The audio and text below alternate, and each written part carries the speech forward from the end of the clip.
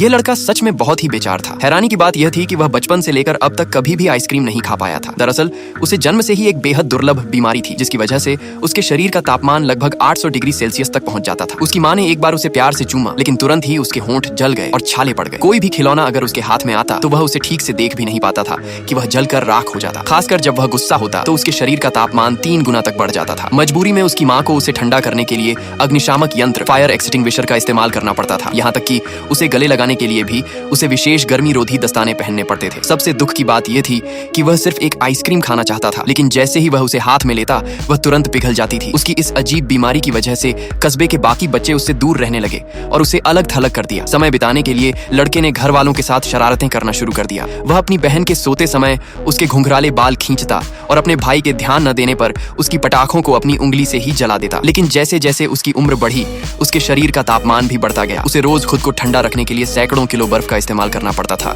उसके माता पिता उसे एक बाबा के पास इलाज के लिए ले गए, लेकिन वहां तो लगभग आग लगने की नौबत आ गई। एक दिन लड़का रिश्ता देखने गया। उसके पिता ने ईमानदारी से उसकी स्थिति के बारे में बताया। उन्हें लगा कि रिश्ता यहीं खत्म हो जाएगा, लेकिन सामने वाली लड़की को कोई फर्क नहीं पड़ा। उसने रिमोट उठाकर एयर कंडीशनर चालू कर दिया, जिससे कमरे का तापमान तुरंत कम हो गया। फिर उसने उसे एक आइसक्रीम दी। सबके आश्चर्य के लिए इस बार आइसक्रीम नहीं पिघली और लड़के के बाल भी वापस काले हो गए। आखिरकार दोनों ने साथ में एक खुशहाल जीवन बिताया।